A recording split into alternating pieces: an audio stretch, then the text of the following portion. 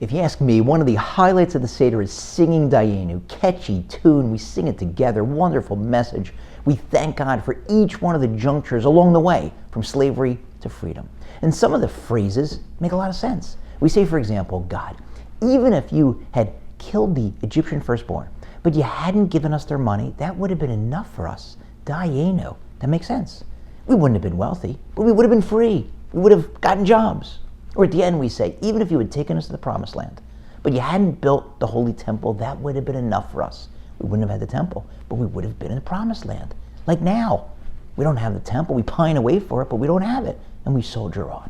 But some of the stanzas don't seem to make sense at all. We say, for example, even if you had given us their wealth, but you had not parted the sea for us, would have been enough for us. Would have been enough. What would we be telling our kids? It was amazing. 10 plagues. Then God took us out, gave us all their money. Yeah, and then what? Well, after a week, we were trapped by the sea and we were re-enslaved and we had to give the money back. Wait, what? And then the next one's even wilder. We say, God, even if you had parted the sea for us, but you hadn't taken us through it on dry land, that would have been enough for us. Would have been enough for us. We would have drowned. That would have given new meaning to singing Dayenu. We'd have been dead. How could that have been enough for us?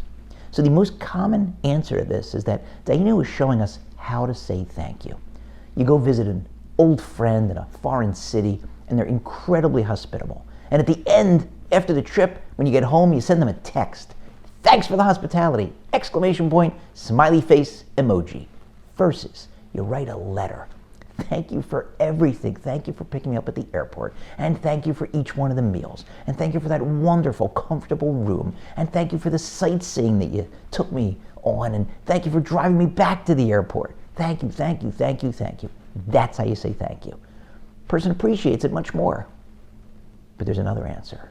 And the other answer is we're telling God that he never has to answer for his actions. Because sometimes he does things that seem brutal, unfair, horrible, terrible.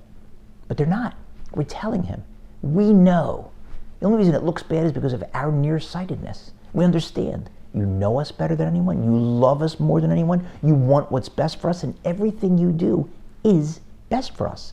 Had we been re-enslaved, would have been enough for us. Had we been drowned, would have been enough for us. Because you did it. You made the decision. And someday we would have found out why you made that decision. So if we put these two lessons together, we see that we have to thank God for everything.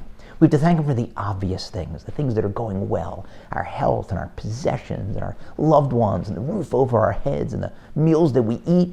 And we have to thank him for things that we'd never think to thank him for. We have to thank him for our challenges, for our perceived deficiencies, for our temptations, for our addictions. Sometimes what we don't have is even more important than what we do. It motivates us to strive, to work harder on ourselves. I want to wish everyone a beautiful, meaningful Passover holiday, and thank you for watching.